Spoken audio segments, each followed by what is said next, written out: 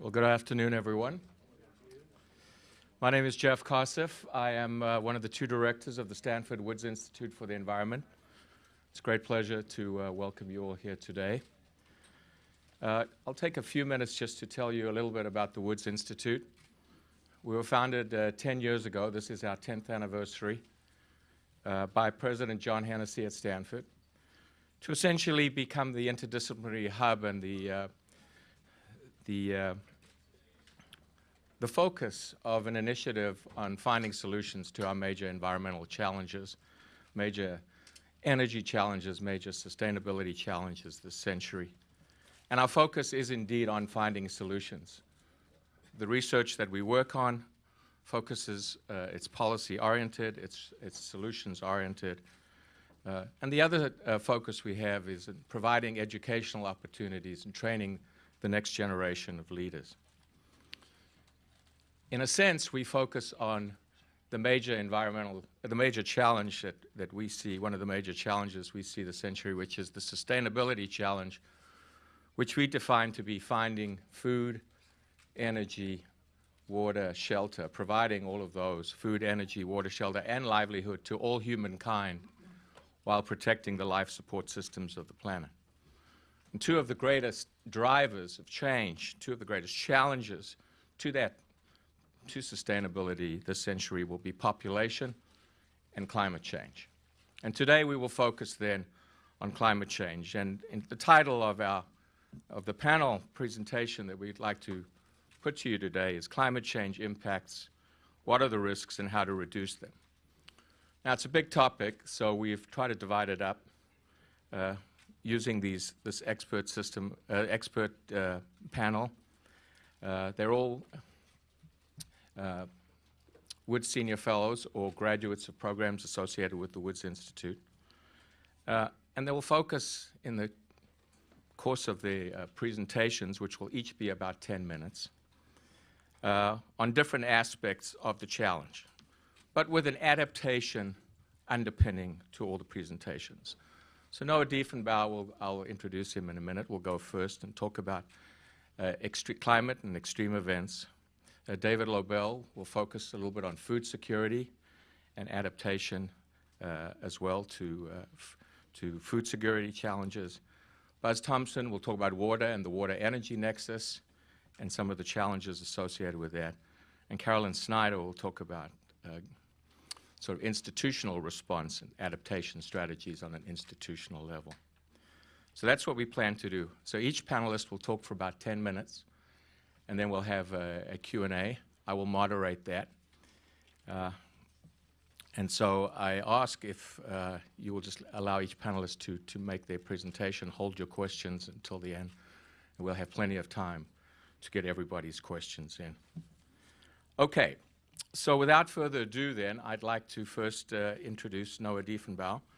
Noah is an Associate Professor of Environmental Earth Systems Science at Stanford. He's also a Senior Fellow at the Woods Institute, and he's going to talk about climate change and extreme events. Please welcome Noah Diefenbauer. All right, so I just have a few key messages that I'd like to communicate, and excuse me. I think in particular right now, given the state of international discussions about climate policy, both in terms of climate mitigation and climate adaptation, I'd like to start with a kind of a global view of extreme climate events, and then also make some remarks about extreme events in the United States, which is where much of my research is focused. So we know that global warming is happening. This is an observed fact. It's well established from many observations around the globe. We know that the global mean temperature of the Earth is increasing. We know that the pattern, both spatially across the globe and also in the atmosphere and in the ocean, is consistent with the human contribution of greenhouse gases to the atmosphere. It's not, the patterns of warming are not consistent with natural variability or volcanoes or the solar variability. So we have very high confidence that not only that global warming is happening, but also that human activities are the primary cause. So that's point number one. Point number two is that we know that many kinds of extreme events are already increasing in their frequency and or their severity. And this is in the United States, but also in other parts of the globe. We know, again, from direct observations that extremes are increasing. Particularly severe heat, we know is increasing in many areas of the globe. We also know that extreme storm surges, so extreme flooding events that happen during landfalling storms, that those are increasing. We know that heavy rainfall events are increasing. So those are three examples where we know, again, not from climate models, not from theory, but from direct observations of the world that extreme events are increasing. And it's really in these extreme events that we experience much of the risk from the climate system. So for example, in the United States, over the last decade or so, we've had about 70 different climate and weather disasters that have met or exceeded the $1 billion threshold. And in a number of cases, they've exceeded that $1 billion threshold by many, many times. So we know that in the current climate, we experience stress from these extreme events here in the US, as well as other parts of the world. And I think one of the real relevant questions right now as going into the UN climate discussions is the extent to which the global warming that's already occurred has influenced the environment in which these extreme events are occurring because of the stress that we experience from those extreme events. So this has been an area of a lot of public discussion, and it's also been an area of a lot of research. And so I want to just summarize a couple of points about that research, because we've really moved over the last decade from a sort of state of scientific understanding where most scientists would say, well, we can't really attribute any individual event to any individual cause. Say 10 years ago, that was really the state of knowledge, and now over the last decade, we've made huge strides in our ability to understand the climate system, and we actually now know a lot about how the likelihood of different kinds of extremes is affected by global warming. So a couple of examples. One is severe heat. So for example, when we look at the severe heat that occurred in the central and eastern United States in the summer of 2012, research in my group and by others suggests that the global warming that's already happened has increased the odds of having that level of record heat by about 4 times. So we're able now to make statements about the likelihood of an event like that severe heat.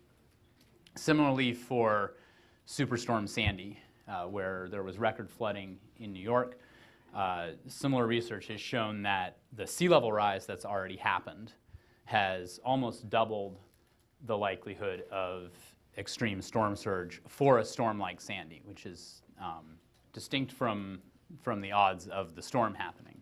We can talk about that distinction if you want. But just looking at the sea level rise, that sea level rise has almost doubled the likelihood of extreme flooding like what happened in Sandy.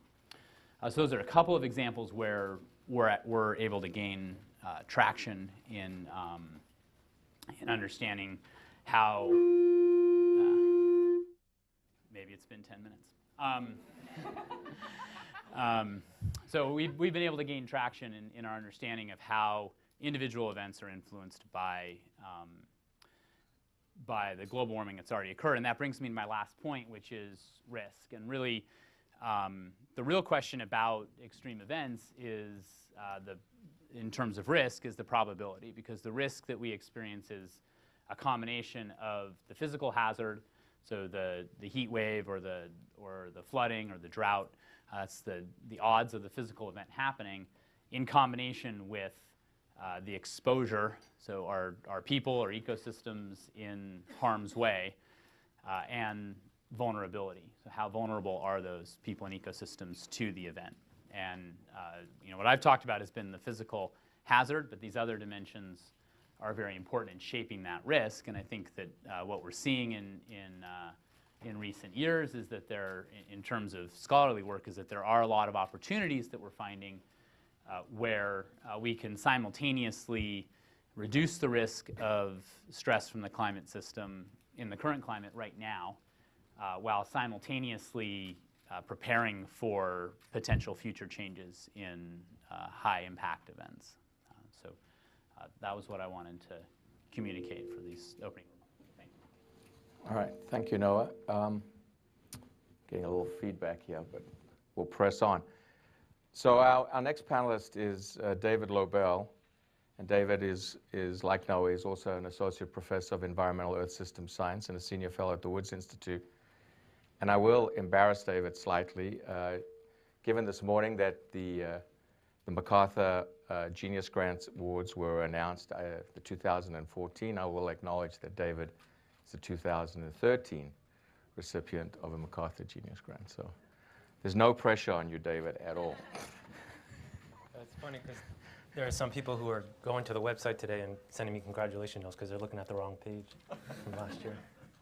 So Jeff asked me to talk about adaptation in the area of food security and to be provocative, and I'm from New York, so you don't have to tell me twice to be provocative.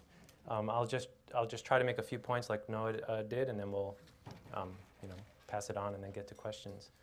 So in terms of adaptation, I think the place to start, at least for me, is the recent IPCC report, maybe because I was part of that report.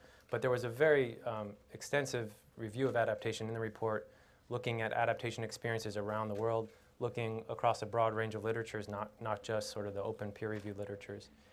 And I would say that the main conclusions from that were a little bit underwhelming in that there aren't any great or that many great shining examples of adaptation being already mainstreamed into planning and already happening and already being effective. I think the main conclusions were that lots of people are talking about adaptation, which is, I guess, a step forward from a few years back, that in many cases governments are starting to write the words adaptation into policy. They're trying to encourage people to mainstream thinking about adaptation into policy. But if you look at the actual implementation of adaptation in the sense that plans are being changed because of thinking about climate change, there are a few examples. There are, for example, in Europe, a lot of storm flood protection plans that are now thinking about adaptation, but not that many. And then if you look even further at saying, well, how many of the things that are being implemented are actually effective, there's very little evidence. Now, that's not to say that there won't be evidence forevermore, but just to say that at this point in time, relying on adaptation as a strategy can be viewed as a bit risky because we don't have a whole lot of experience that it's very successful. Now, in terms of agriculture, I think that's doubly true in the sense that a lot of the actions that people will take in agriculture will be called adaptation, they'll look like adaptation, but they're not necessarily effective in the sense of reducing impacts of climate change. And I think we see that in the work we've done and the work others have done in agriculture when you try to drill down into the question of, well, what's actually going to be adaptive? It's quite hard. And this is, I think, the kind of assumption of a lot of people is that, well, it will be hard for countries that don't have very active, innovative private sectors working on agriculture. But in a place like the US, where we have a huge effort into research and development in the private sector, that they'll be able to mainstream it and just, they've always adapted to different conditions.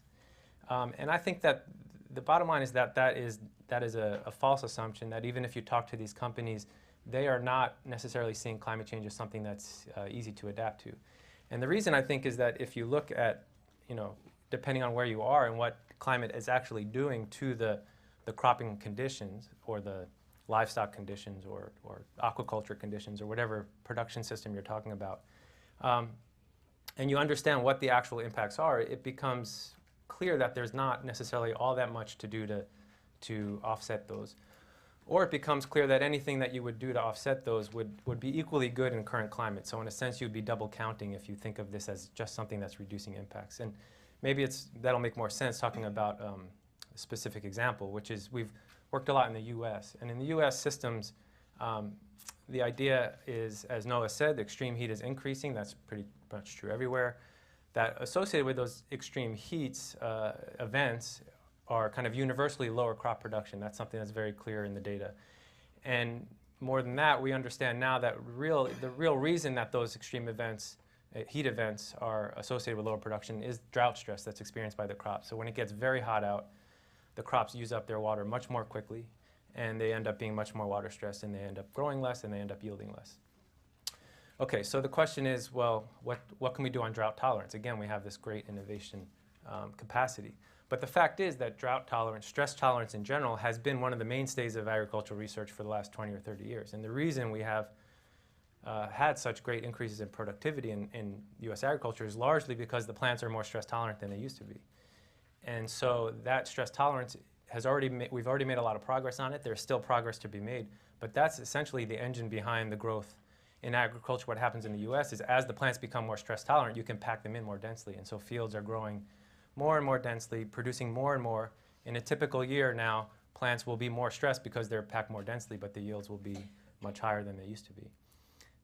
So this is the story. And when we look at the data, actually, we did a study last year in Science that was looking at all of the insurance records. This is one of the great things about our country is we have subsidized government insurance of agriculture, which you can debate about how adaptive that is. But one byproduct of that is we keep really good records on field production.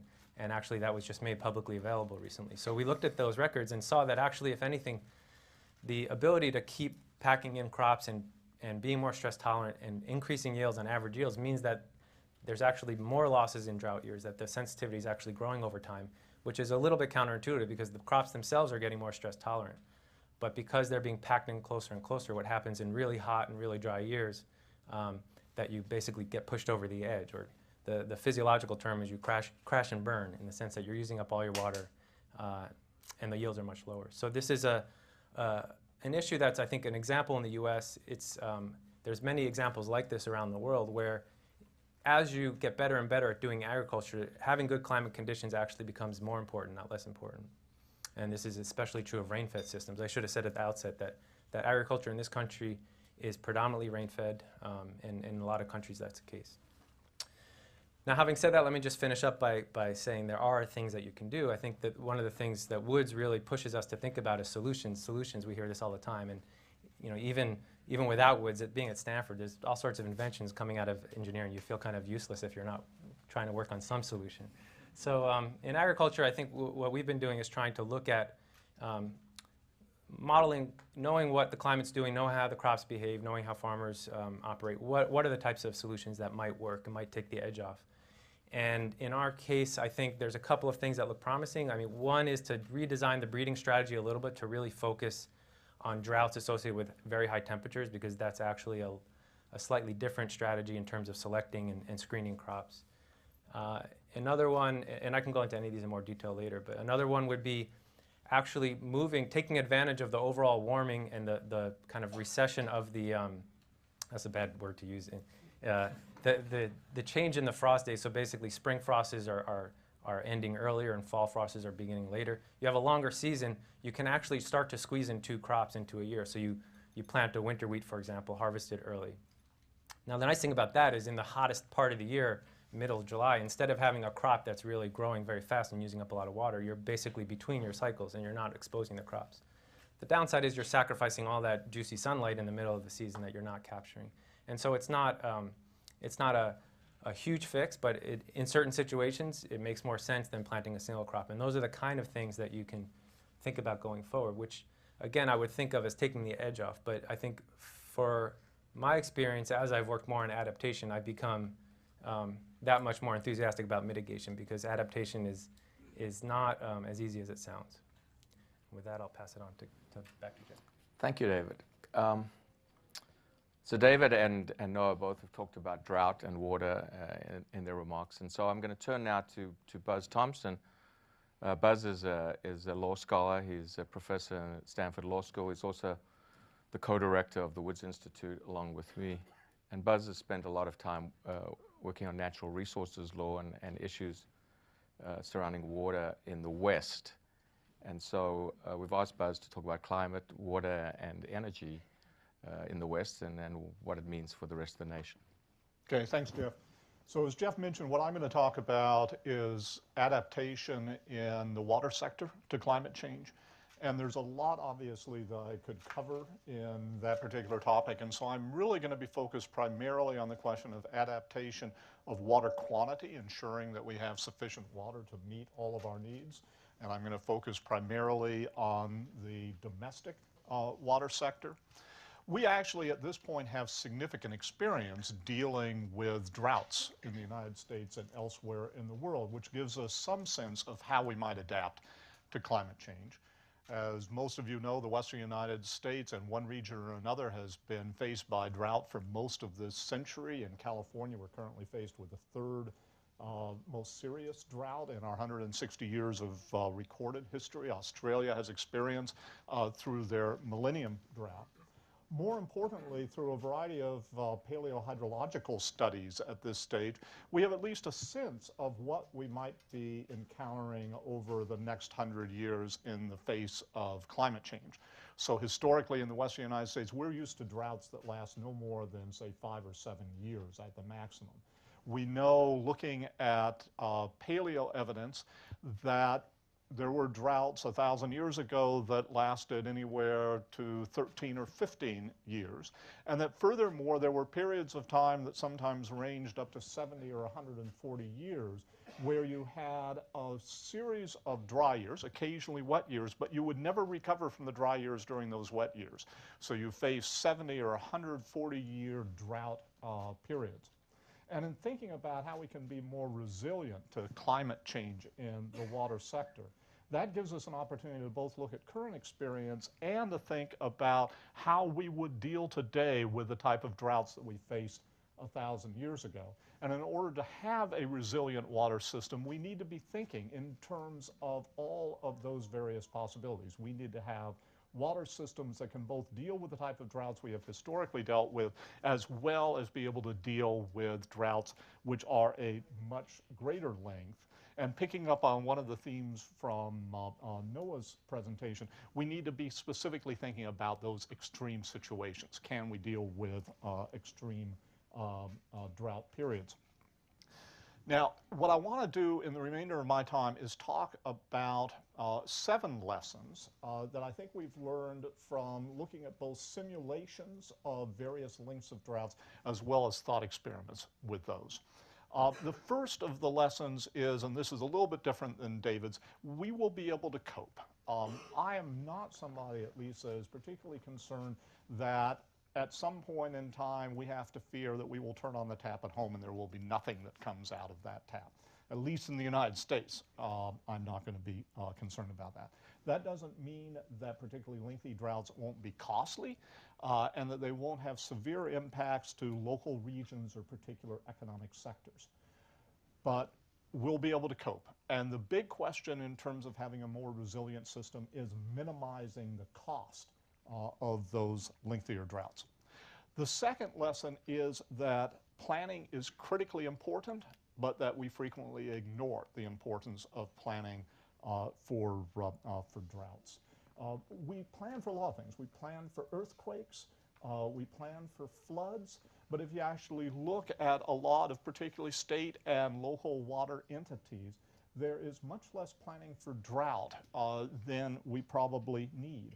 And the problem there is that when you get into a drought, and particularly when you get to that crisis stage of a drought, where you begin to see that you don't really have the water that you need the following year, your options are frequently much more limited than they were before you got into the drought situation initially. Take Australia, for example. Australia really did not do a particularly good job of planning for its millennium drought. And when it got into a situation where it was faced with a possibility that it wouldn't have water to meet all of its needs in a following year, probably the cheapest option they could have turned to was recycled water, but they hadn't done the advanced planning and the advanced work with their citizens to actually have the use of recycled water acceptable and to have the infrastructure for that recycled water. So they ended up turning to desalination, which is clearly an option, but a much more expensive option than recycling. And as a result, they built 6 of the largest desalination plants anywhere in the world today.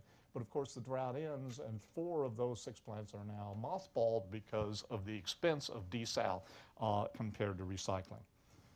A third lesson is that new surface storage is less important than often assumed. Now, surface storage can be very important regionally in the short term.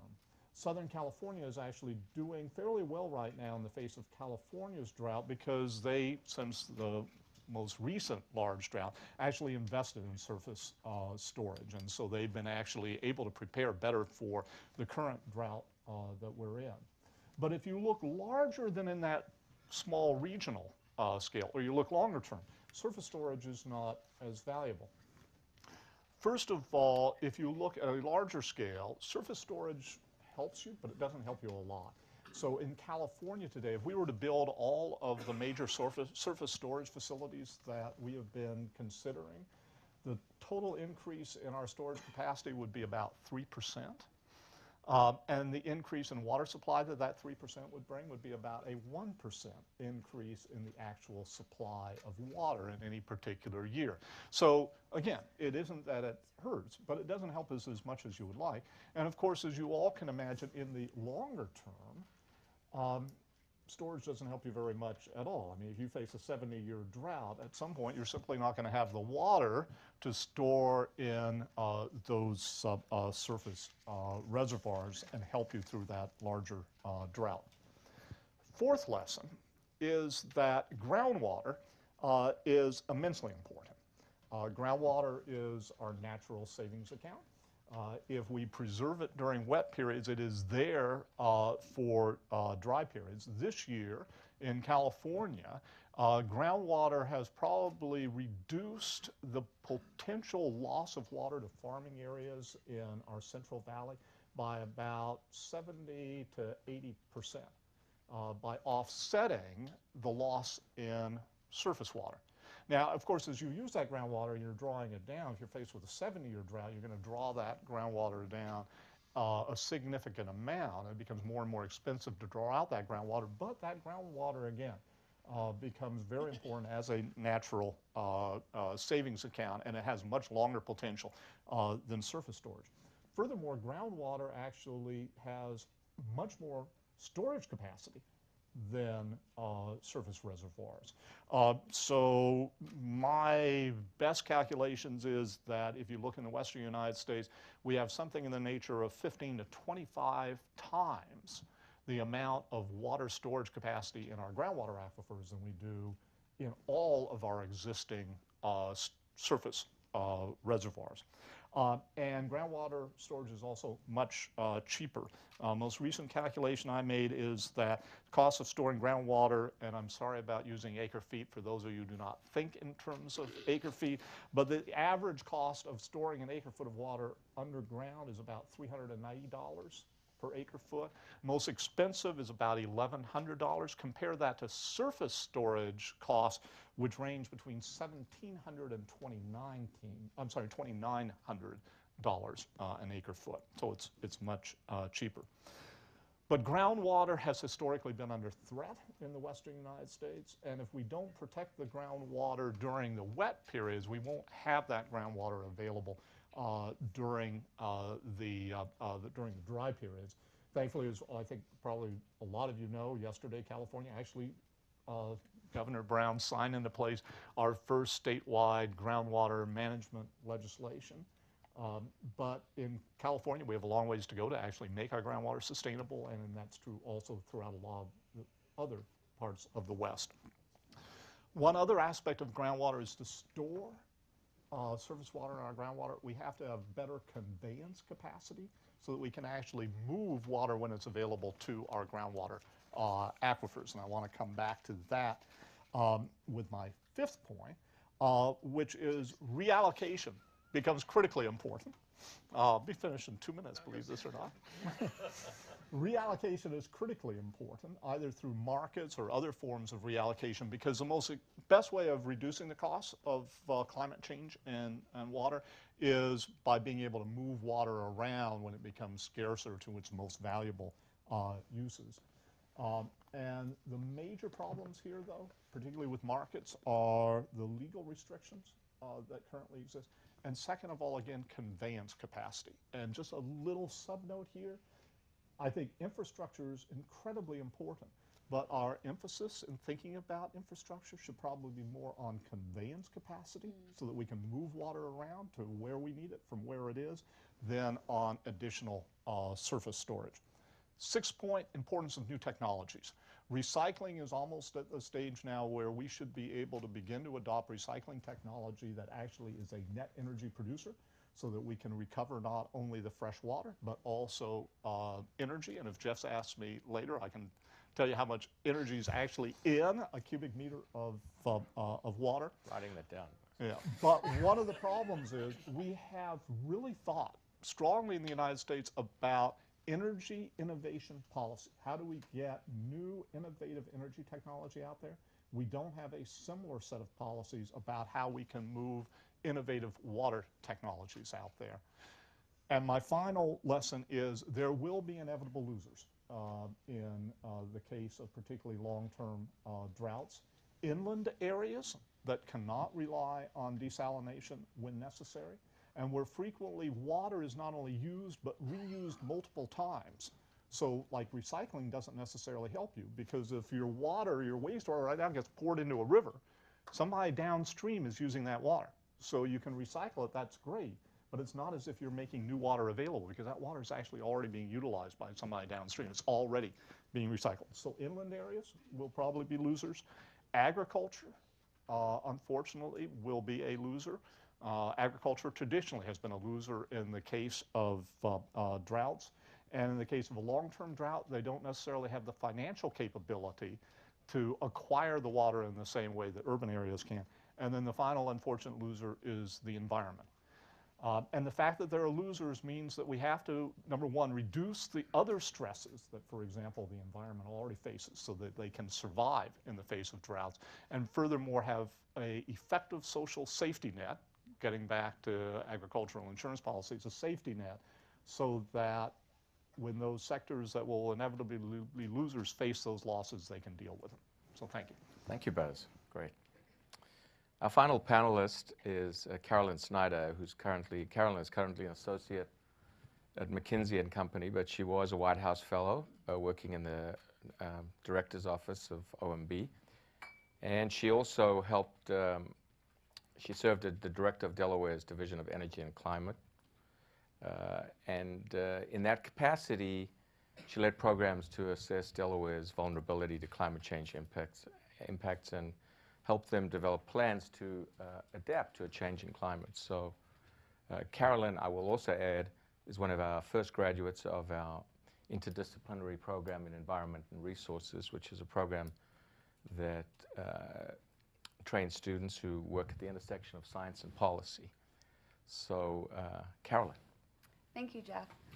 Before I begin, I'd like to say that I'm sharing my personal views today, and I'm not here representing the views from McKinsey & Company. And I'll be sharing reflections both from federal and state government, as well as from working with private industry. And I'm going to share 5 lessons learned. Yes, I have the full expertise of Buzz on the challenges of adaptation. And we've heard from the other panelists today of the real differences that we face in adaptation. It's often an afterthought from mitigation and broader energy and climate policy, and yet has really different important challenges that it involves. The first of which is that most of adaptation will happen at the local level. And so we really have a great need for vertical integration and collaboration from local governments, state and federal. Each have different important roles to play, but in a very different way than what we see with energy and climate from emissions reduction, that in many ways is a much more top-down situation, although there is important roles for different levels of government. In adaptation, we really face a somewhat unusual challenge compared to a lot of other public policy of really relying on cities and other local municipalities to have to do a lot of the heavy lifting here. And that requires some new ways of thinking about planning the policy, about coordinating it, as well as supporting the necessary capabilities that will be needed. And also touches on some long-standing challenges in local public policy more generally, such as land use planning decisions, which are an integral part of adaptation conversations, and yet a very challenging one politically and almost everywhere in the United States. Secondly, in addition to that vertical collaboration, there's a real need for horizontal collaboration. Adaptation, the impacts of climate change touch many sectors across our governments, across our societies, and in different ways, in different communities, in different parts of the United States. And often not the same agencies from an institutional perspective that are heavily involved in climate policy today. And that requires different agencies working together, different parts of communities working together than we've seen before and that we often see in the climate conversation. So to echo David's point, it's quite difficult and quite a big challenge in that way. And I think the first step we've seen so far are a significant amount of adaptation planning processes. And those are very important and very helpful, and we're seeing them federal, state, and local levels of varying sorts.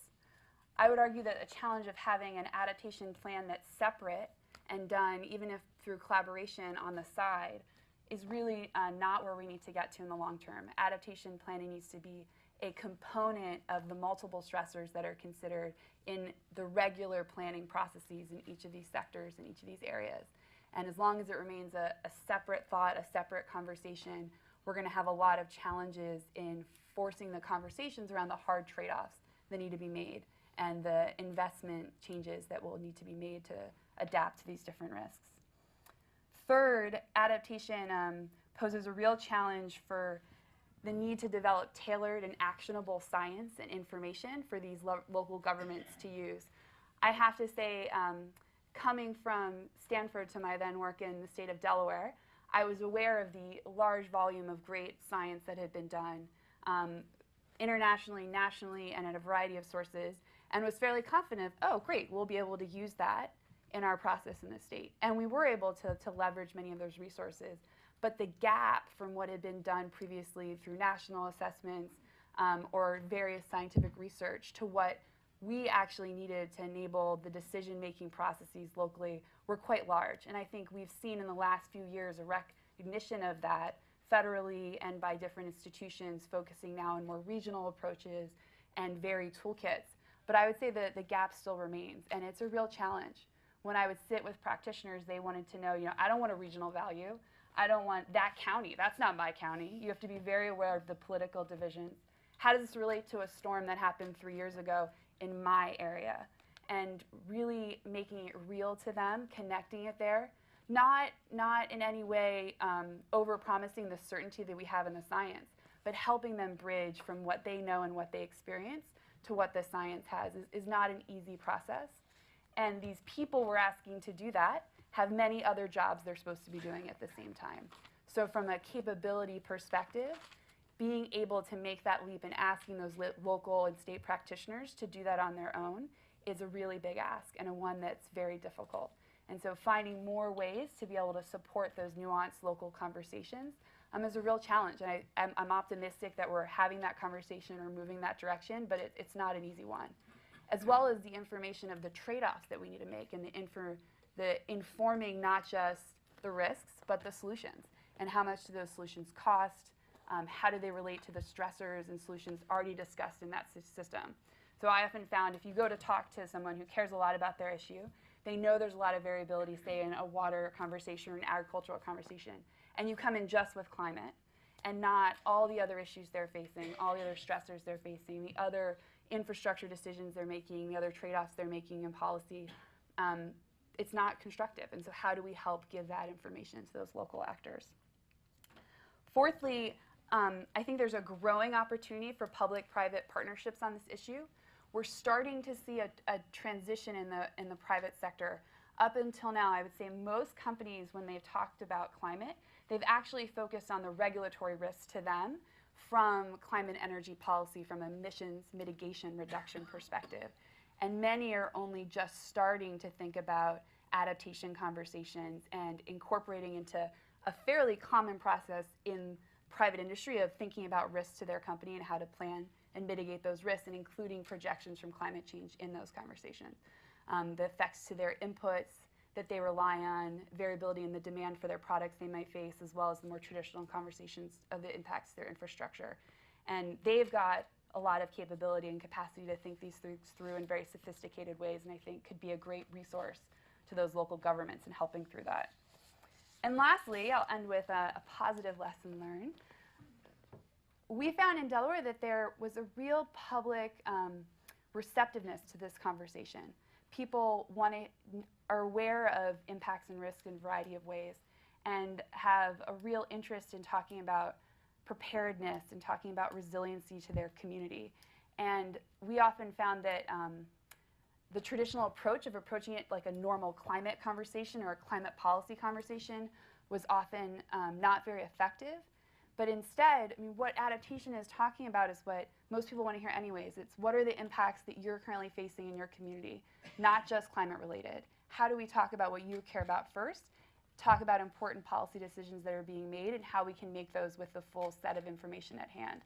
And that more grounded, concrete conversation was one that we found was very successful, whether it was across party lines or different people with different interests and different concerns. And I think that's an area that we're just starting to think about, of having this as a different conversation, both in policy and to the public. And so I would close with that I think we've done a lot over the last 5 or 10 years. And this my most recent tally, my understanding is 22 states have now completed or are drafting adaptation plans. Not a trivial undertaking. Over 50 local jurisdictions have, and numerous federal agencies. From a planning conversation, from starting those conversations, I think we've been quite successful. The challenge now is translating those plans into action. Many of those jurisdictions have kind of general plans, general trade-offs, not what are the costs, what are the dollars, how do we incorporate this into the budget process, how do we incorporate this into our different planning process, how do we really have the rubber hit the road. And I think that's the challenge going forward, and one that is exciting to see being discussed, but quite a undertaking ahead. Thank you very much, Carolyn. So thank you to all the panelists. In a minute, I'm going to turn it over to Q&A, and we'll have microphones. I will just take just to start things, I will pose one question to each of the panelists just to get things going. And so think about your questions, and we'll have plenty of time for them. And I'll start with you, Carolyn. So picking up on your last point about translating planning into action, do you have any thoughts or specific ideas, ideas about what it would take specifically to take that step? What are the specific steps that we would need to take in order to move from just thinking about it, planning, into actually doing what you're suggesting? Yeah. So many people would say that our tough fiscal times right now make this all the harder. I think that's true in some ways. I also think that really creates an opportunity here to talk about how much more it costs often to reactively respond to different crises and to invest after the fact versus proactively ahead of time. And that's not a trivial thing to incorporate into our budget process. From my experience last year, I've learned about the many challenges involved in that. But there's a real interest in having that very real conversation if we can show the amounts of money would be saved by having those upfront investments. That's not an easy thing to do. I also think that getting local governments more involved has been very helpful, because they're the ones that would actually been implementing things.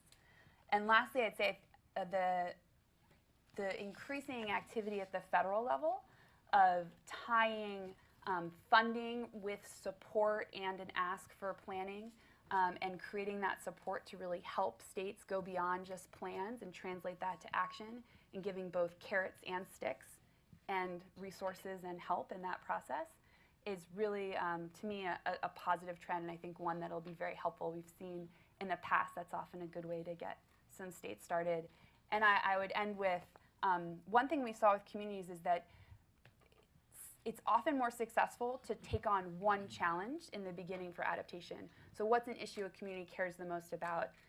For our local beach towns in Delaware, there was often, a big concern about coastal erosion and flooding. We'll start there. Don't feel like you have to solve the whole world at once with adaptation. And that has often been a successful way to have actions versus this huge, big, overwhelming plan. Thank you. Talking about carrots and sticks, Noah, if I can turn to you. Talking about extreme events, so are there opportunities, maybe through carrots or through sticks, to both increase our resilience to extreme events and now in the present and to prepare for climate change? Do you foresee any kinds of policy or economic policy incentives to do that?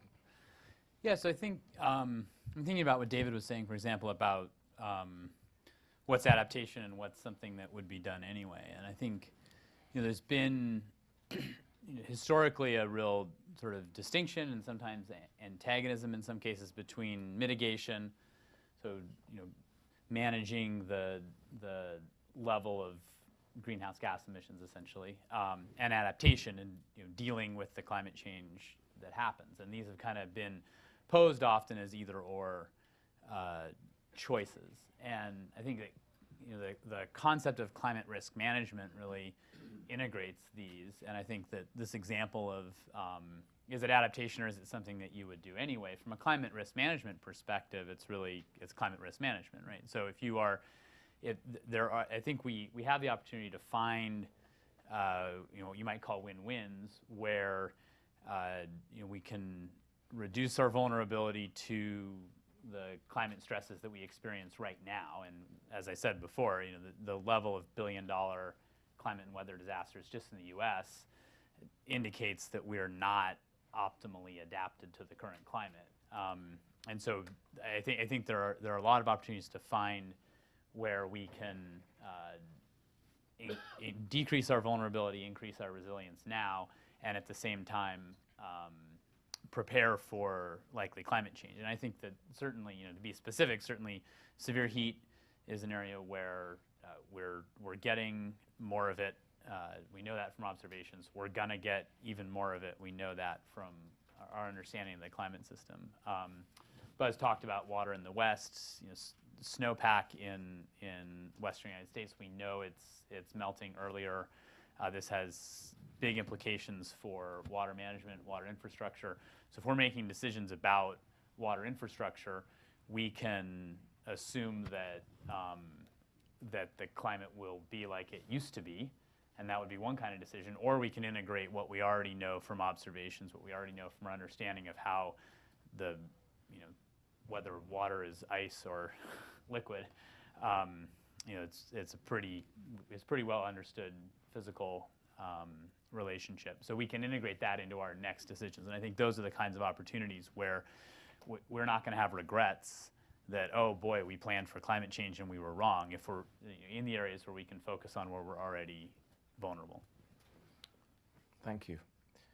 So David, when it comes to food security, I've heard it said by a number of people that a big concern is the potential connection between climate change and food scarcity or volatility, in that this connection could lead to a lot of social instability or even violent conflict. We haven't sort of talked about that connection between the physical and the human system. Could you comment on that? Yeah, particularly in this town, I think probably half my trips to DC over the last few years has been for the community who's worried about food scarcity from a national security perspective. And I would say that there's actually been a lot of progress scientifically in the last 5 years or so, understanding the links between climate variability and social and political unrest. And in particular, there's been a lot of analysis of, not surprisingly, the data, the areas where data exists. So civil war has been one where there's been a lot of research. There's been less so in terms of interstate conflicts or in terms of rioting within countries. But the literature has become quite clear, actually, that there are very clear links between climate variability and these types of unrest. And what's less clear now is why is that? What are the mechanisms? And one of the obvious ones put forth frequently is the link between food availability or just generally agricultural conditions, and the ability to recruit people to these sort of kind of counter movements or rebel movements, that their opportunity cost of joining these kind of movements are much lower when you don't have very much to do or you don't have very much to gain by sticking on the farm. So that's been one of the theories put out there. But there are other theories, and some of the theories are just that actually physiologically humans behave differently as things heat up, and that there's been lots of experiments done where you lock people in a room, depending on the temperature, they're much quicker to go at each other. I mean, this is why we say people get hot under the collar. And this is why they keep rooms like this so cool, so you guys can not attack us for what we say. So there's still a lot of discussion, and I've been on different committees where the political scientists are very, let's say, very quick to explain all of the complexities of every particular conflict, and I think there's no doubt about that. But I think empirically the evidence is quite clear that there's a link, but the mechanisms are less clear.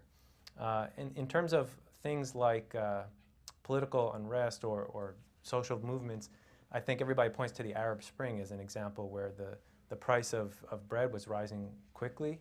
A lot of people took to the streets to protest this, and this became an issue of political unrest.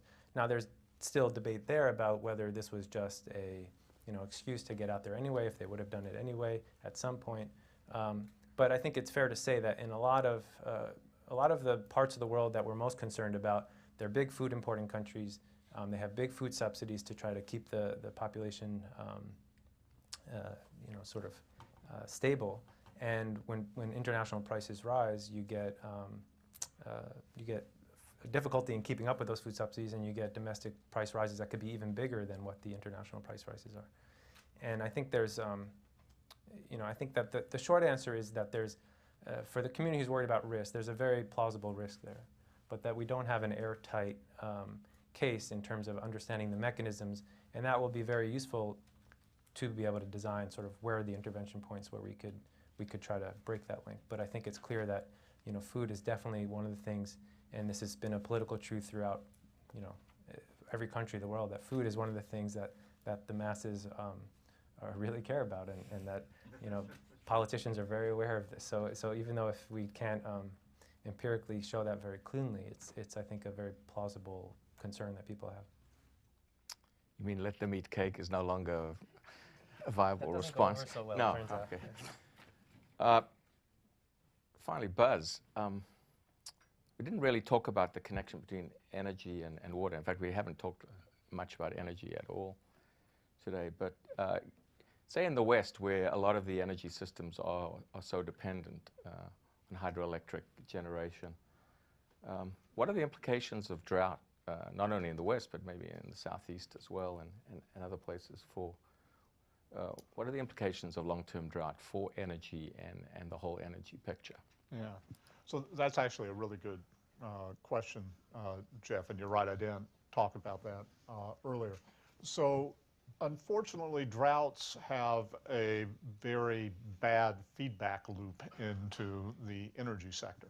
So the first thing is that, if you're in an area, as you just suggested, that is highly reliant upon hydropower, then in the case of a drought or reduced flows from climate change, you obviously are going to be producing less hydroelectric power than you were before. So as an alternative source of energy, hydropower has real problems during climate change.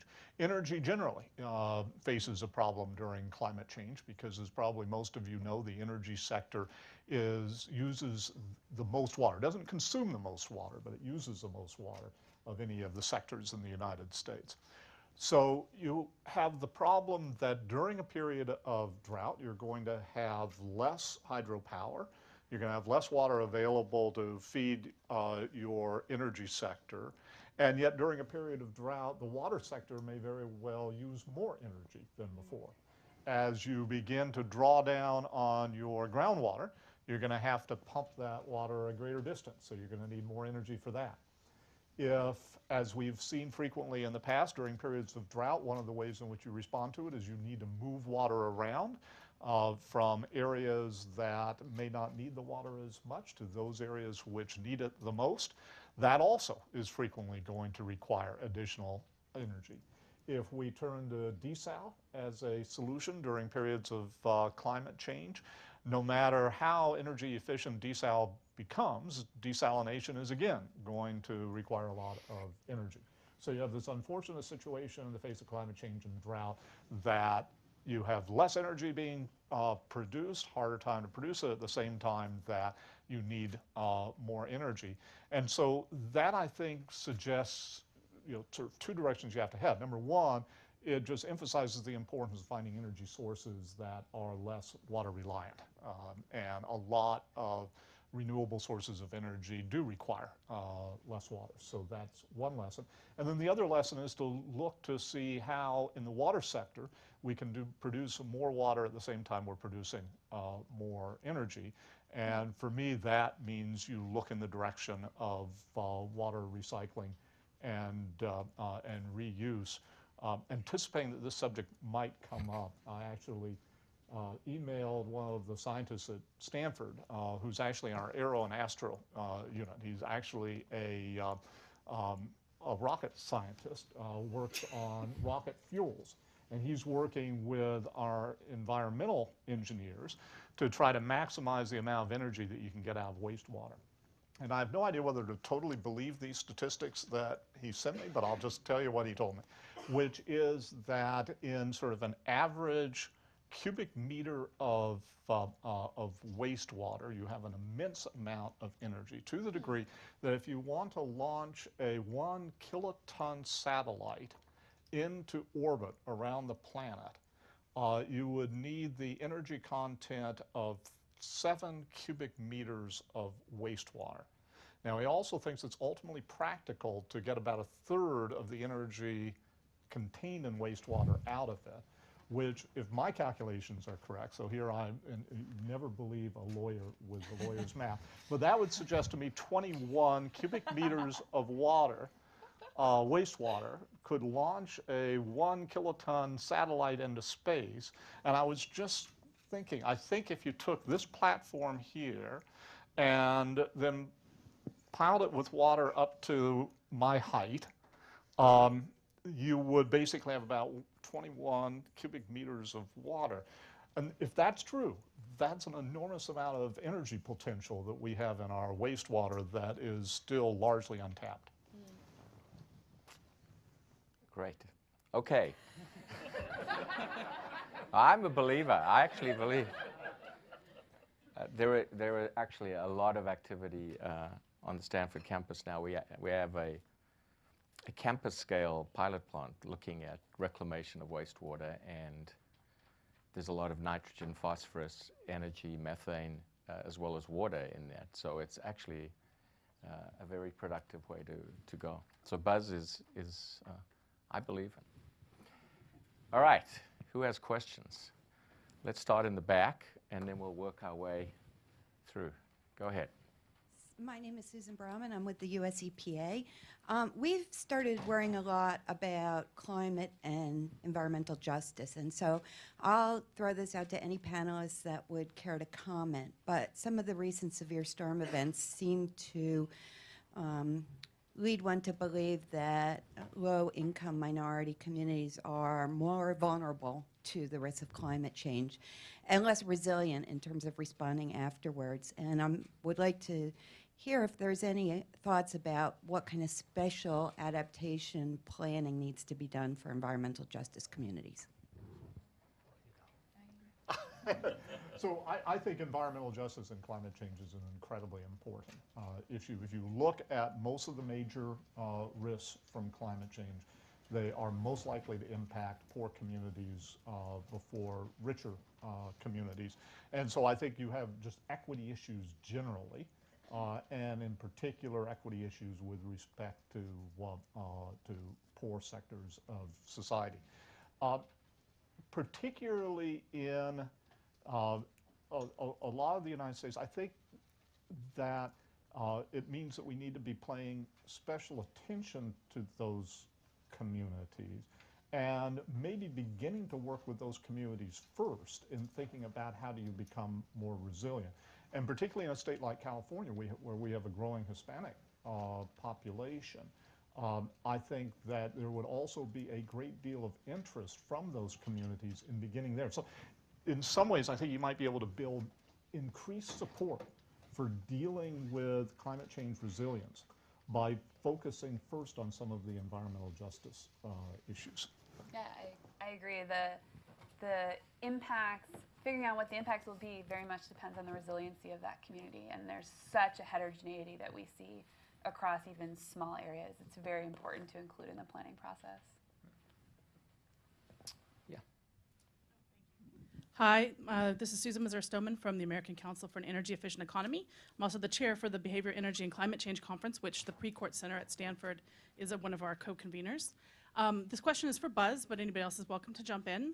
I'm following up on Susan Berman's question, I guess, which is you mentioned conveyance and focusing on conveyance of water.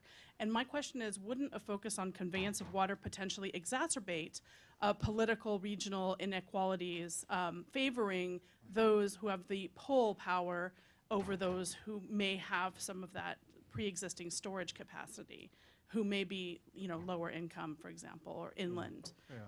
Yeah, so I think number one, that's an excellent question, and it doesn't necessarily have what I would consider to be an easy answer. But let me try to address it as best I can.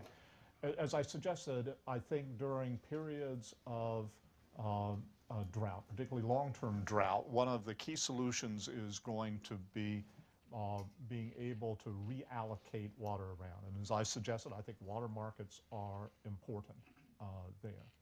I also think to do it, you have to have the conveyance facilities that actually can move the water around.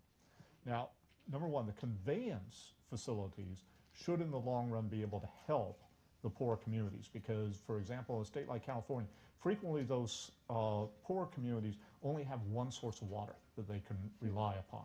So to the degree we can help connect them with other sources, it gives them more of an opportunity. Second of all, although markets are important, you can't rely just on the markets because as you point out, if you just rely upon the markets all by itself, the water is going to go to the richer areas. So you also have to, for example, have priorities in your water systems that say, first priority is minimum domestic use. Everybody has to be able to get the amount of water that they need in order to continue to live a reasonable life, even in that drought period. And you do that before you let the market operate. So it's really important to factor that in there. But I think the general movement towards reallocation actually can help those communities. No one there. Yeah. Good afternoon. I'm Amanda Stout. I direct the Board on Atmospheric Sciences and Climate at the National Research Council. And as I was listening to all your remarks, it occurred to me that if we just had warning far enough in advance, we could do the right kind of planning and really reduce the impacts and the costs of these events. So my question is about our early warning capabilities. I'm wondering if you could comment on your perception of how well we're doing at identifying the warning, seeing the signs, communicating them to the people who can do the right planning and make the right decisions. And in particular, how do we do the warnings that involve the convergence of multiple different fields of study? How do we bring together warnings that are the social systems, the food systems, water, energy, et cetera, which I think presents a particular challenge. No. So I think on, for short time scale events, we see, globally some of the most severe impacts are from tropical storms, landfalling hurricanes and typhoons, and the early warning systems for those events are, in terms of the forecast trajectory, actually really, really skillful. And there's where we really see heterogeneity in the impacts tends to be where the response is different, right? So if you have 3 days advance notice essentially from the physical weather forecast, and it tends to be quite accurate about now maybe you can argue about Boston versus New York or something like that, but essentially that the number of people in harm's way is pretty well forecast with enough time to do something about it. And when we look at different events like Haiyan versus, I'm going to mispronounce this, but Philan in India, those two events were within a couple of weeks of each other, and the difference in the number of people that were mobilized between those events, where something like 800,000 people were mobilized in India, and the death toll was in the couple dozens or something like that. So in that case, that's directly the social system part of your question, where in both cases the actual warning in terms of the event, or the physical event, were very good in both cases. For some of these longer term events like the drought in California, I think we've known, well, I know we've known that the drought is happening for some time. We've known that it is going to continue to intensify because of the effects of temperature on soil moisture and snowmelt and things like that. And yet we have these institutions that Buzz can address better than I can, that are really long-term institutions in terms of what the laws are about how water is allocated and water rights and things like that. And so if you think about the ability to be nimble in a case like the California drought in terms of the social institutions, to me as a citizen, not someone who studies those institutions, they don't seem very nimble. It doesn't seem like, even when we know we're in the midst of the worst drought on record, that it's a particularly acute event, not only because of the lack of precipitation, but also because of the very high temperatures statewide. It's not like we can make a whole new water distribution system or redo all the allocations, or maybe there's flexibility that I'm not aware of. But I'd be interested to hear what Buzz has to say. So Noah, could I actually sort of challenge you just for a second Sure. on this? So I know your focus is on climate rather than weather, but so you have water managers in California right now who have reservoirs that maybe are at 30 or 40% of capacity, and they're trying to decide, do you use that water this year, or do you keep it on hand in order to have it next year, right? So you're having to make those types of relatively short-term decisions. We obviously have some models that we can use to get some sense of whether or not we're likely to have a wetter fall or winter. But are those models likely to improve significantly in the future? Are we going to have a better ability to actually be able to project, even in the short run, next, to say 1 to 5 years, what type of situation we're likely to face? Yeah, so in general, this is really a question about the predictability of a noisy system, which is an inherent part of its scientific knowledge, but there are real limits to predictability in chaotic systems, and the ocean atmosphere system that creates our weather and climate is one of those really chaotic systems. And so in general, we actually have people will often complain, well, they can't predict the weather 3 days in advance, but actually it's gotten to the point where weather forecasts are actually very skillful, and again, for particular events like tropical cyclones, the track projections are actually quite good on on a few days time scales. Out to seasonal time scales, then there is some skill. And then for physical reasons, there are real barriers to predictability on the annual and multi-annual time scale. And this is, I wrote in a draft of a paper that I had submitted, a manuscript that I submitted once, that our ability to predict the real world to accurately predict the real world will not exceed will never exceed the inherent predictability of the world. And the reviewer really didn't like that, and I got a very mean comment back. And I was hurt for several days. So it never made it into the paper.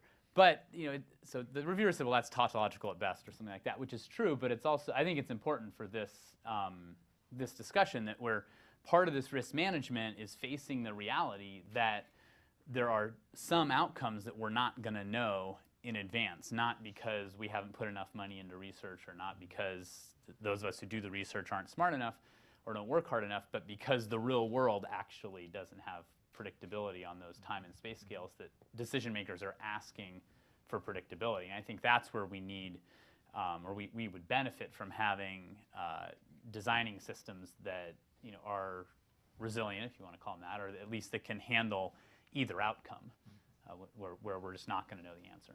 Are these the known unknowns? Yeah, I think that's a class. Absolutely, there are known unknowns, and those are kind of beyond the limits of predictability. Oh, yeah. I think there are unknowns as well that are important from a risk management point of view. We can talk about those also. So I feel like I'm ignoring this side of the. Is there anyone with a? Just want to check before we move to the gentleman in the back there. That's Michael McCracken. Yeah. Michael, would you like to use the microphone, please? So I think this was wonderful, and I have lots of specific questions. But I guess my general reaction was sort of deja vu all over again. Listening to Noah talk about the climate of the future is going to be different than the past. That was the main message of the 1985 VLOC report that got international scientists together with the community, sponsored by WMO and UNEP, and actually led to the formation, I think, of the IPCC and other things. And so this has been said for a while. Carolyn's comment about sort of linking into other issues gets back to the set of questions we used for the first national assessment in 1995 or 6 when we started it was, what are your other issues? And the second question was, how does climate change affect it? And then there was the question of looking for win-win solutions. So we've heard this, and the problem seems to be we spend a lot of time talking to each other, sort of the choir about it, and the question is how to get this out to the public so we really get it implemented, and are we making any progress at all in really getting the public to understand and address the issue? Well, I mean, I can speak from the private sector interactions I've had over the last decade. It's definitely, they're thinking much more seriously about how do they change what they're doing, partly because they're anticipating climate policy and they're trying to figure out on that side. But on the adaptation side, I think all of them are much more on board with the science than they were 5 or 10 years ago. And they're trying to think through specifically, what does it mean? I mean, I think one of the other interesting experiences I had recently was I was just in Australia for a sabbatical for 6 months, and they actually implemented carbon tax, which I'm sure you know about, and then when I was there, they repealed it. But the no connection. The Lobel effect. But they had one of the interesting things was one of the big debates when they were repealing it was, for political reasons, the guy who was the coal magnate who's now a politician wanted to tie the repeal to getting the money back to the citizens. He wanted to be like a populist and make sure that they recoup all of the economic gains that we'll have from scrapping this carbon tax. And a lot of the businesses were claiming, and I think probably to some extent truthfully, that, well, actually, when we went out to implement these reductions, which they did do, and the emissions were declining, we found that actually the costs weren't even worth passing on to the consumer. So we kind of absorbed all those. Now, of course, that's a convenient stance to have now. But I think there's lots of learning going on with the private sector as they think about this more.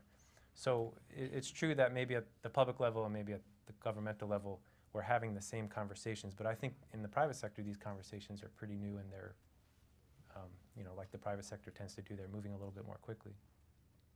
I would add that from the state and local perspective, I've seen a change from, is this something I need to be worried about, and is it too risky for me to stick my neck out on this, to, well, what would I actually do about it? You've convinced me it's an issue. How do I actually translate that to my decision making? So whether that's something different or just hearing it for enough time that it's trickled through, I think there's a real difference in the way that practitioners I worked with are thinking about this issue now. And clearly in the water sector, you also see not only public water suppliers and water managers very interested in this issue, but again, private companies, particularly those companies, which virtually every company that is relying upon water is also thinking very carefully about how do you become more resilient in the face of less water and more extreme drought. And I just want to reemphasize something that Carolyn mentioned earlier, which is to the degree that you can describe these issues in terms which are not directly linked to climate change, but where climate change just makes it worse as you go along, then it's, I think, much easier to engage the public. So, I mean, the public experiences storm surges, right? So if you can talk about how can you be more resilient to that, then they will engage in it right now because they know that's an immediate risk. They know droughts are an immediate risk.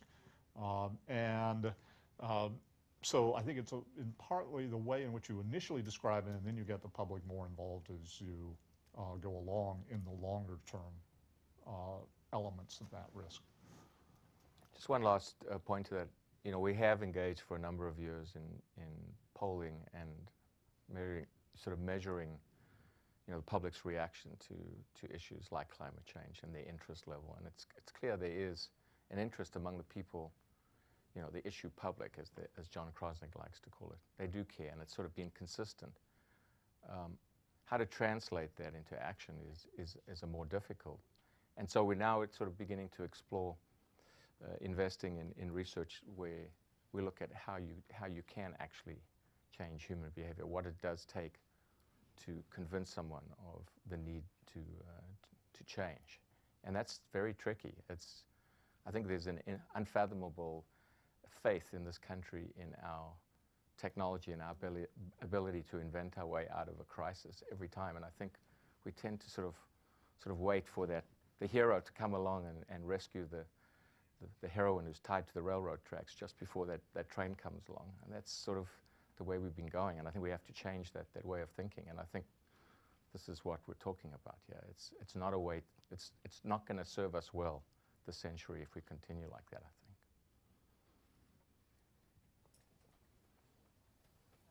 think. Of the heroines rescuing the heroes sometimes. Just using an old, you know, I'd like along came Jones. It's apt. I'd like to follow on to the solutions orientation that I'm hearing in research and the paucity of examples of successful adaptation, and really what this means for the research enterprise. When Carolyn spoke about the usability of the products of the research and the gap there, is there potential for research to transform from looking at what's going wrong and the causal mechanisms, possibly that, and maybe a topology of curating what can go right and where these decision makers are in their receptiveness and the readiness to layer multiple practices and be able to assess, where are they in their learning curve and what are the correct set of actions from here forward in examining the research enterprise itself? It's a broad question, probably for David and Carolyn primarily. Well, I think with the emergence of adaptation discussions, there's an emergence of kind of a research community trying to look at learning from the positive experiences. I think, maybe not surprisingly, most of the experiences haven't been glaringly positive to learn from yet, but I think that's beginning to happen and play out. I think one of the things in terms of specific lessons I've seen in all of these conversations is that oftentimes the conversations were too much, I think most scientists do kind of approach the adaptation kind of action on the ground, local scale. What is it that you want to know? And often the answer comes back with some sort of, I want to know what the rainfall is going to be on Tuesday of 2025, and it's some sort of set of requests that are unrealistic from a research standpoint. But at least from my perspective. And then the research community kind of response is, okay, well, let's go try to do that. Where I think it's much more productive where the research community has more of a two-way conversation. Well, we can't do that. What else? What about this? Would that be useful? And then you go back and forth. And at least with the ag community, I found that can be quite useful because their instincts in the ag community are always to focus on, well, tell me what rainfall is going to be, for the next 10 years, which is a very, especially at the local scale, as Noah can tell you, is very, let's say, impossible. Whereas if you look at, for example, thinking, well, with breeders, well, actually, do you really care about the local scale, or are you, really caring about sort of the broad environments that your crops are going to be developed for? And if that's the case, do you really care just about rainfall, or do you care about some of these other variables that we can really predict better? And then they say, well, in some cases, yes, in some cases, no. So my own personal answer in terms of my own experience, although I haven't been a scholar of the adaptation sort of efforts, is that two-way conversations really help. And as much as we want to be receptive to the needs of the community, we don't want to be sort of blindly kind of treating them as you know, they are the domain experts, but we don't want to be treating them with too much respect, because we want to be able to come back and say, well, you know, from a research, we might be able to convince our program managers to invest a lot in that topic, and maybe it's a good sort of short-term thing for the scientists, but I think we have to be more kind of advocating sort of a conversation where we say, probably not that, but what else, you know, what else can we do? So I actually think that one of the big successes of this most recent IPCC report was setting up a framework to address exactly the question that you're asking. Right? So there's something like 3 chapters on adaptation in the Working Group 2 report, and 4. There you go, 4. So I didn't even know what a success it was. And really, that there is a community of scholars that are studying adaptation in the real world and trying to create trying to create a framework, create benchmarks, a way to ask that very question. And I think we learned something from that effort in this report. And you know, should there be another IPCC process, I think in 5 or 6 or 7 years, we'll know even more. With all due respect, my question was meant to be less about adaptation per se than what you called being optimized. So the notion that we can optimize ourselves as a society by scanning the horizon for things that may be working as an orientation. It's not considered particularly legitimate in research to look for what may be working. Yet that's, I think, the kind of things that I hear you saying cities are asking for, local municipalities. What do we do? And one needs to really have that curation capacity.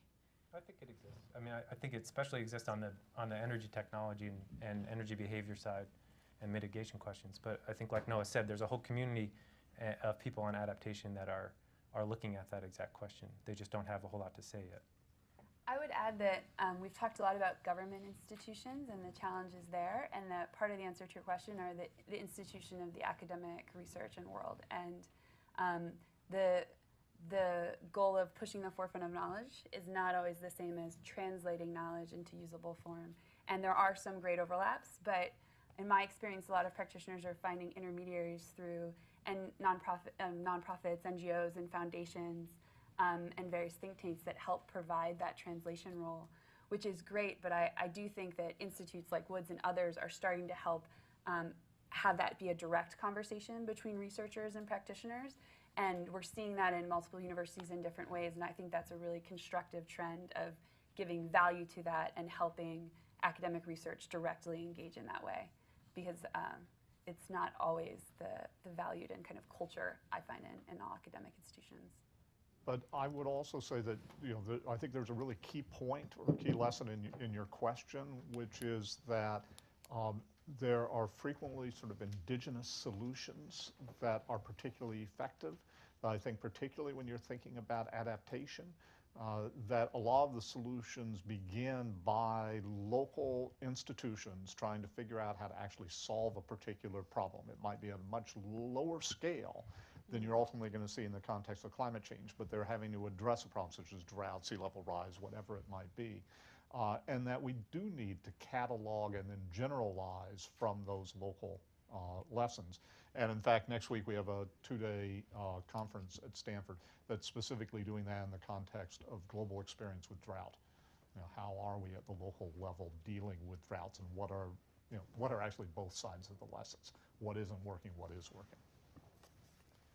Susan, did you have a comment you want to make about this specifically? Because otherwise we're going to, yeah. Yeah, I did. Hi, I think Carolyn actually summed it up pretty well, but I just wanted to point out in answer to something that David had said, we had done some ethnographic research in Alabama among farmers, and just to kind of underscore the importance of what I think both of you guys are alluding to, our report is called Trusted Partners, because we found that the most important people were the people, you know, such as the county agents, the extension agents, the university agents, all of those people, also churches, right? Any kind of religious or civic institutions that are local, you definitely have to do that translation work through those local trusted partners. It's absolutely central.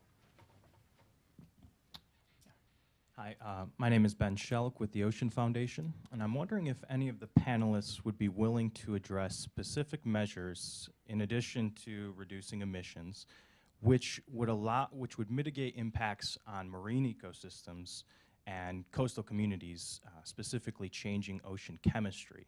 Undoubtedly, you know, for the billions of people who depend on the ocean, both for a source of food and livelihood, the potential collapse of these systems would undoubtedly, you know, shift pressure to terrestrial ecosystems, which are already, for the most part, stressed. Yeah, that's a great question. I think, I'm sure you're aware there was a recent report that came out of the Center for Ocean Solutions at Stanford that sort of focused on something that people didn't anticipate, which was sort of that ocean acidification itself can be a very local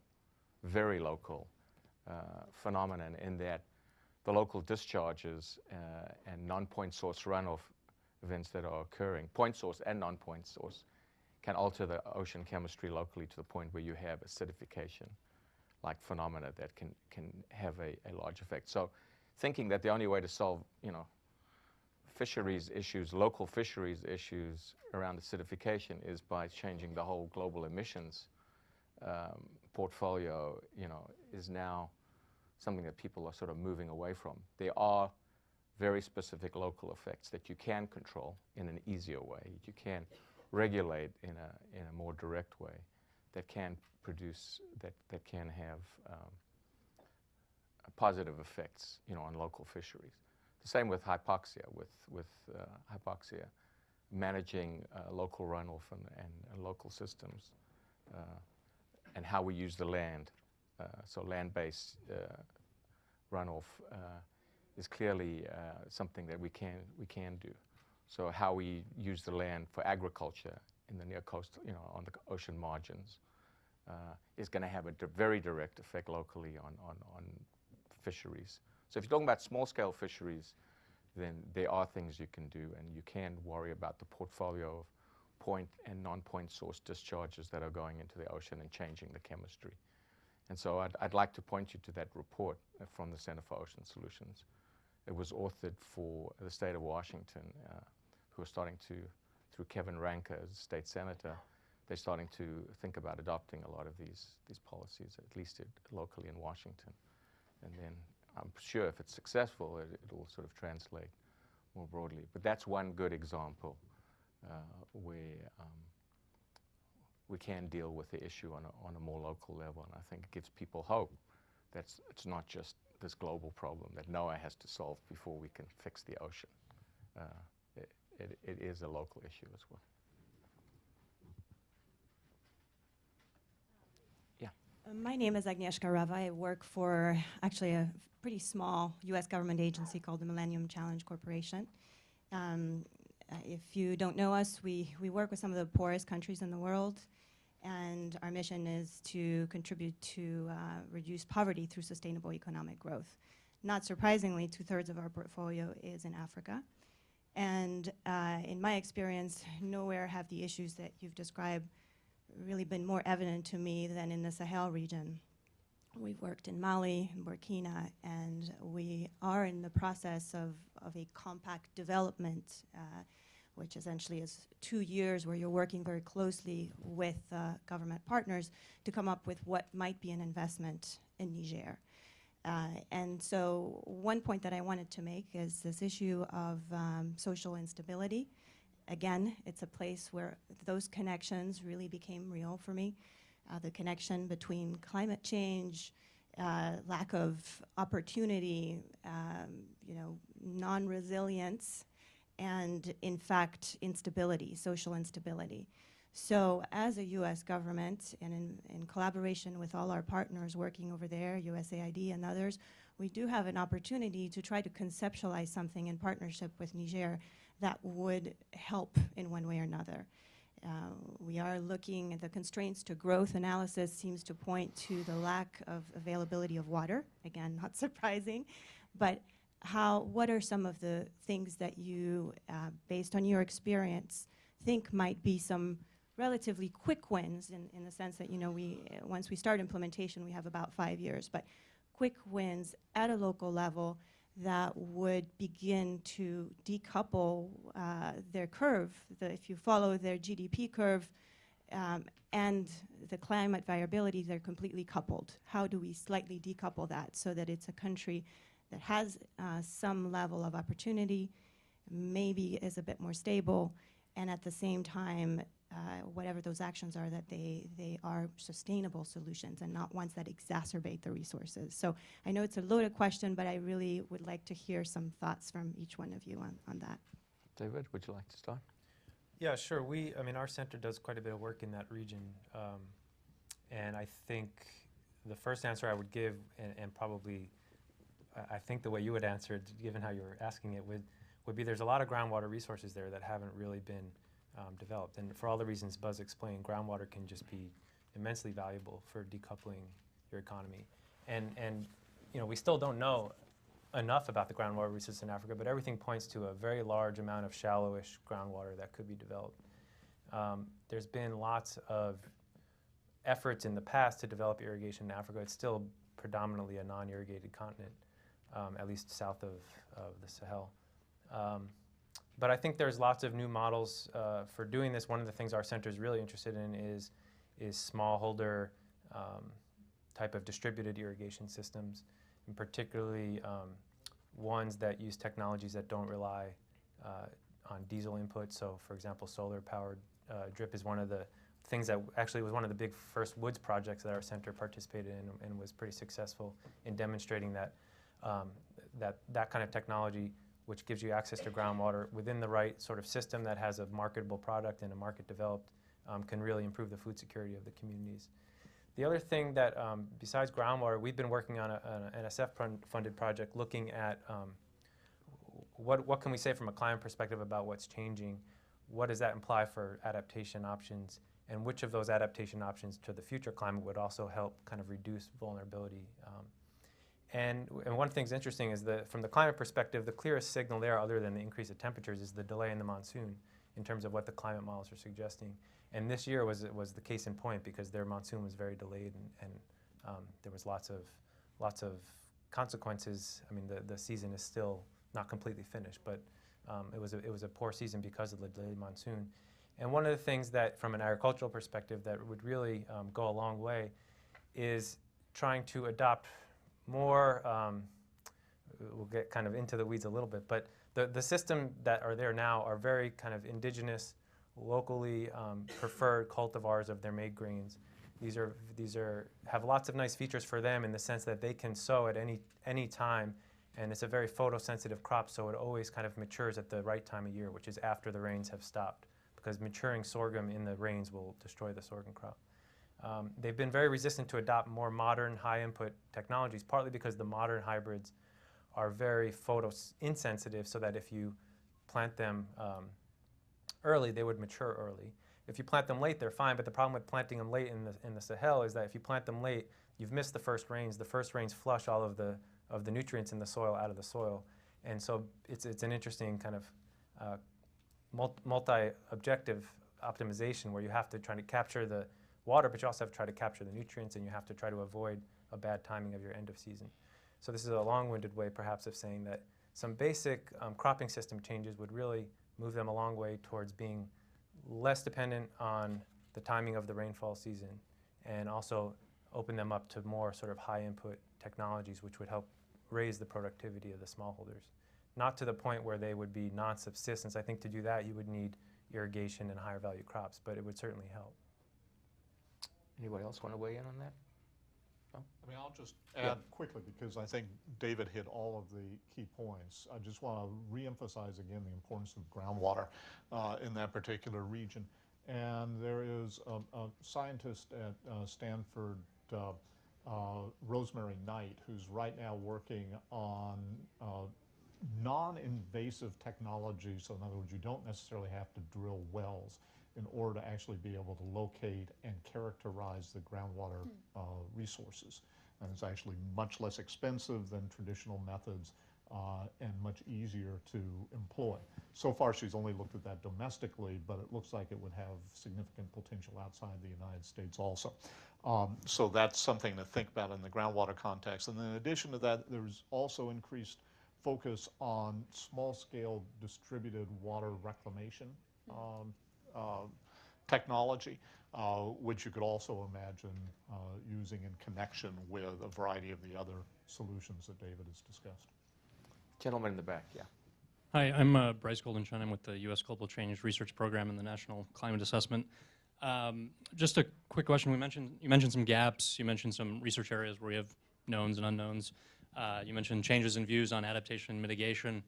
And then Mike brought up the issue that in some ways we are where we were, at least in the general discourse 30 years ago. Where do you see in the next 5 to 10 years, either in your own domains and disciplines or more broadly or for an institute like Woods, things that we can do to ensure that that doesn't happen again, or particular trends that are looking more optimistic for changing where things are going right now? Noah, would you like to start?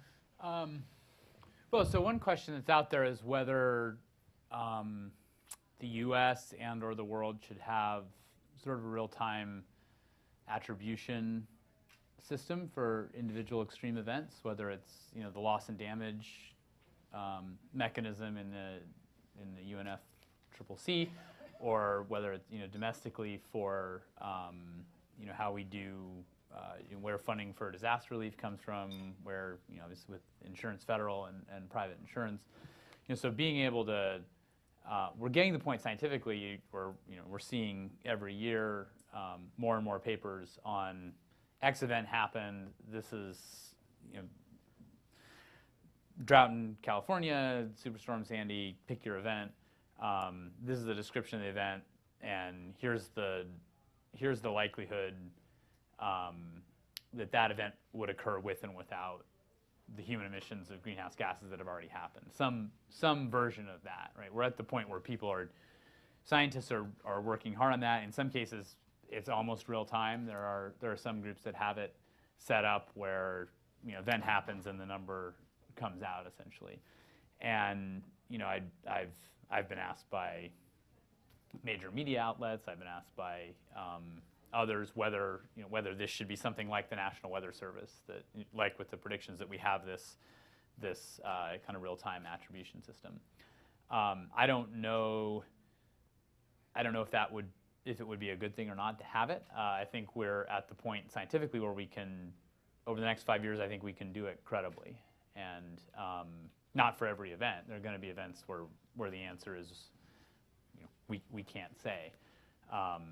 Or we can't reject a null hypothesis that it's all noise or something like that. But so I think that's a critical question that has implications for literally the disaster that's going on now in California, the next disaster that's going to happen wherever.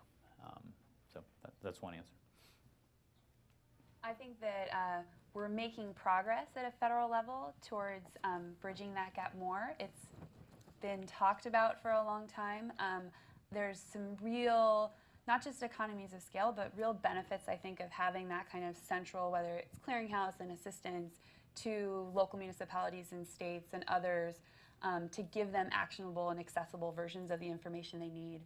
In working with various cities and states when we were working on our own adaptation planning process, it was remarkable about the variety of private contractors, NGOs, and others who almost reinvented the wheel in various cases for different states. Yes, there was new information that we'd had, but if there had been more central coordination way that really had the type of scientists who could take the best from what's already been made and focus on just that last step of translating it, we could have saved a lot of resources and had much better answers. And I think that there's a real opportunity to do that with the vast scope and coordination with the federal government. And I know we keep talking about it and pushing there, but I hope we see a lot more success in the next few years, because the translation from national to regional has been a great step, but there's still far to go from region to state to county to city. I will add on that point of the scale, since you're with the National Climate Assessment. The the data that NCDC has released, along with a national climate assessment that now is not only at the state level but also at the division level, is fantastic. And I've actually been spending quite a bit of time this summer, literally on the website myself. And the whole climate.gov effort, and if we can kind of do for local scale what has already been done with that, with the temperature, precipitation, and drought indicators from at the division scale, I think that would be a big benefit. Michael, do you have another question? Yeah. I'm going to ask Buzz a question if I could. So you mentioned Australia. So they had, whatever it was, a 30-year drought. At some point, is it really good to be calling it a drought? I mean, that sort of implies that the normal is that it's wet, right, and that you're going to be coming back from some anomaly when it's really a changed climate. I mean, you don't sort of, to go to a limit, talk about the Sahara Desert as being in a drought or something, right, like that. Would it really help thinking to be reframing that, to talk about the regions as really switching to dry, and what you have to worry about is taking advantage of the few wet years? Yeah, well, I think that's a brilliant concept. I have no idea the degree to which that would actually be picked up by anyone. And the truth of the matter is, we're in a situation where in much of the world, droughts are still the more unusual. But at some point, we should begin to thinking about the dry as the normal, and then come up with the wet years as the thing which is the abnormal thing that we're dealing with. And it gets back to your earlier point. We need to be thinking about the vocabulary we use and the way in which we describe things, because that can have a significant influence on the way in which people think about things. Yeah, one of the things that I've been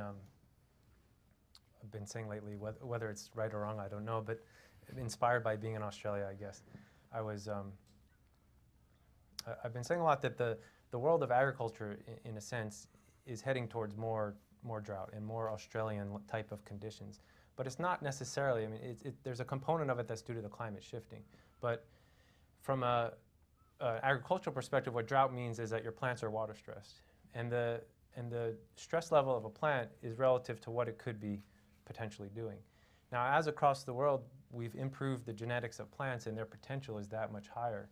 The amount of water, or say the level of temperature that you need to get to potential, that threshold keeps getting higher and higher. And so it's first a challenge to get people to think of drought as not just rainfall. It also has to do with the atmospheric conditions.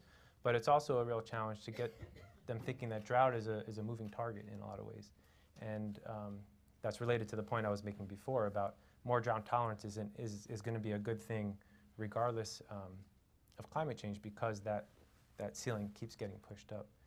And it means that in many cases, water is going to be an increasing constraint, and there's going to be increasing demand as much as agriculture is a low-value user relative to cities and such. There's going to be an increasing demand to have water in agricultural systems to meet that potential. So one point to this. I grew up in South Africa, where if you talked about a drought, you talked about it being bone dry. I mean, zero precipitation. That was the meaning of drought. And so when I came to the U.S. in 1977, and it was right at the tail end of this drought we had, I didn't really. It was very strange for me, because people were talking about a drought, and yet it wasn't the same concept that I had of a drought. And then I learned, that the word drought sort of originates from an index, right? And the index measures what, over a long period of time, what the average precipitation is, and then you sort of can rank that particular year relative to the average precipitation, the long-term average. So drought could just, often, at least in the U.S. use, means, below average rainfall, or way below average rainfall, whereas in Africa, drought meant zero. So I think we need to change. I agree with Buzz, and I think you've raised a good point. We need to change the vocabulary. We need to come to terms with the fact that in California, it's not like a drought-ridden state or a drought-prone state. It's an arid state. you know. And one of the great engineering feats of the 20th century in the West was re-engineering the water system so we could cope with it, right? And now it's being tested like it hasn't been tested before. So it's not so much the fact that it's drought. It's like we live in an arid environment and we need to come to terms with that. So there's drought suggesting that, oh, it's typically wet, but now it's dry this year. I think you're right. It gives people a false impression about the reality, which is we live in an arid state. We also have the same problem in the water context that we do in the energy context. So everybody in California and in much of the western United States is worried about drought situation right now. Right? I can tell you if we end up with significant rainfall this fall, no one's going to be talking about water anymore because they assume that things have gone back to normal, right? And they forget about the possibility of a future drought. If they begin thinking about the drought as the new normal, then hopefully you get decade-long focus on the particular issue. Yeah, Michael. Michael Dittmore. Hello. Thank you. Yeah. Michael Dittmore from Novum, and I'm from Santa Barbara, and I'm just here to back Buzz up. We're in the middle of what I can recall as the third major drought that we had in Santa Barbara. Back in the early 90s, we started putting in storage tanks to water our lawns, and they're back to that again now. And everybody there pretty much assumes we're going to come out of it again at some point in time. But I also wanted to comment on what Michael said back there. I've been listening to this dialogue now for 10 years or something like that, and I think we tried scaring the hell out of everybody, and that didn't work very well. And I'm really glad to hear the way the tone is changing and the dialogue is changing and the words are changing. And we're starting to hear adaptation as well as mitigation. Before you couldn't even say that word. And I'm just delighted, and I hope everybody, and by the way, what's Monterey County going to do for water? Desal. Yeah, that's Desal. Desal is about the only thing that's left for Monterey. Yeah, we're firing ours up again, too. Yeah. So now that we're not allowed to say it's geoengineering, just so you know. That was our very first study. Yeah. You have the floor, Michael. We'll just keep passing the mic back and forth between the two Michaels. No, I'm sorry. I mean, it's really interesting. I wanted to ask David a question because I thought it was very interesting that you titled the section Food Security. So one of the things that's been talked a lot about is food security. IPCC talks about food security. But one of the things that came up in the national assessment goes back to the very first question, which was about environmental justice or equity issues. And that is the difference between what happens to farmers and what happens to agricultural production. So here in the US, increased CO2 with some of the water might make it so there's better yields and more production up in Iowa and Nebraska, and we'll have more corn or more whatever.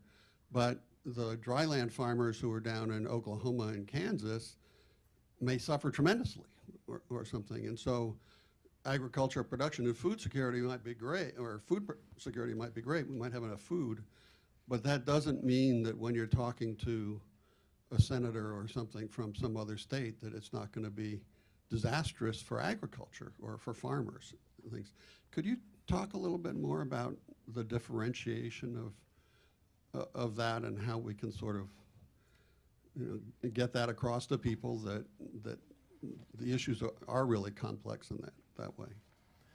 Yeah, sure. I mean, our center's on food security for very important reasons, and it's not on agriculture for very important reasons. There's a lot of Department of Agriculture out there, but one of the great things about Stanford and about Woods is that we like to tackle these interdisciplinary questions like food security, and we know food security is depending on livelihoods, it's depending on nutrition, all sorts of things that are not just tied to agriculture.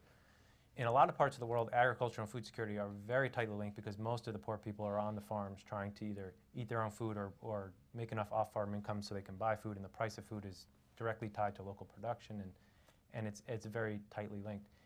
In the U.S., agriculture and food security are very decoupled, except that they're kind of combined in the Farm Bill in terms of food stamps and agricultural supports. So, you know, in the case of sort of equity across different parts of the country, I think it's definitely a microcosm of the world in a sense that the very high reaches, I wouldn't say Iowa and Nebraska will potentially gain, but I would say certainly the Dakotas will be gaining, while the southern plains are more likely to be hurting. Now, how do you remedy that, or how do you do that from a policy perspective? There's lots of options in terms of, changing insurance sort of policies that would maybe protect against sort of big inequities in the agricultural system. But I think the bottom line is agriculture in the U.S.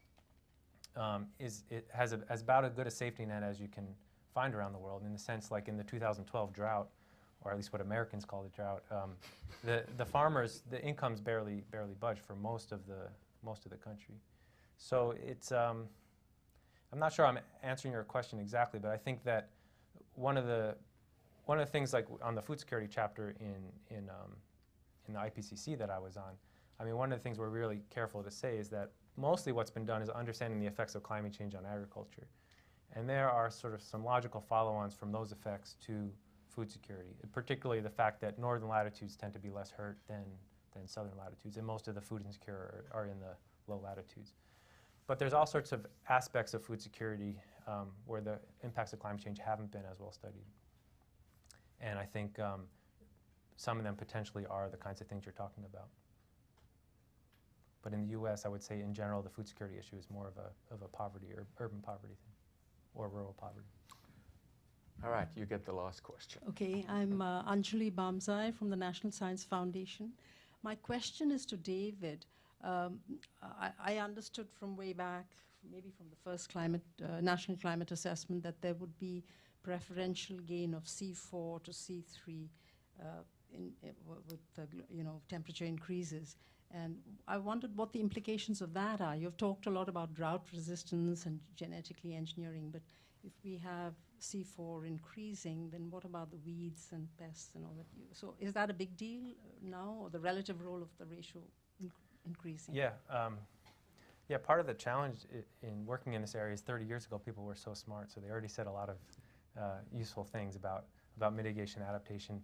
The main theme over the last 30 years continues to be sort of the CO2 benefits accrue. They accrue more to C3 crops than to C4, or more to C3 weeds than to C4. So a lot of the concerns were that in our major systems, for example, we have C4 or corn crops, that a lot of the C3 weeds would become more competitive. That's not necessarily the case anymore, in the sense that the main weeds are not necessarily C3 weeds, if that's sort of changed, and there's a mix depending on what system you are in. But the general notion that weeds become more competitive in a world where the environment's changing is the case. And not only that, but herbicides seem to become less effective because plants with high CO2 invest more in the roots, and it's harder to kind of kill all the roots. So there's still very much concern about weeds in general. In terms of whether C3 crops or C4 crops will be hurt more or less, I think if you were growing them in the same spot, in the same conditions, generally the C4 crops will be hurt more because they're not benefiting from the increased CO2. But the fact is, we tend to grow C4 crops in the drier, hotter areas. We tend to grow C3 crops in, forgetting about the specifics, we tend to grow all the crops sort of toward the limits of where they're able to thrive. And so globally speaking, I would say actually the two biggest crops in terms of impacts are one C4 crop, which is corn, and one C3 crop, which is wheat. And for different reasons, they end up being about as sensitive. And then you have other C3 crops like rice and soybean, which because of the CO2 effects and the fact that they're not as temperature sensitive as wheat, they tend to be a little bit better off. So I think globally what you could imagine is climate change shifting things towards higher prices of wheat and corn as opposed to rice and soy. Thank you. All right, I am aware of the fact that it is the bewitching hour of 2 o'clock. Before thanking our panelists, I just want to thank a few people who helped with the organization: Lee Rosenbaum, Patty Hines, Kim Mbayek from the Woods Institute. Thank you. Thanks to the National Press Club for hosting. And then if you are interested in continuing this conversation with these panelists or with anybody else at the Woods Institute, we have a variety of pamphlets and different kinds of collateral material, literature out there, which will help you connect to perhaps to researchers at the Woods Institute who are working on issues that are of interest and concern to you. So please do help yourself on the way out. And with that, I will use my virtual gavel, being in Washington, to adjourn this panel and to once again thank all our panelists. So thank you very much.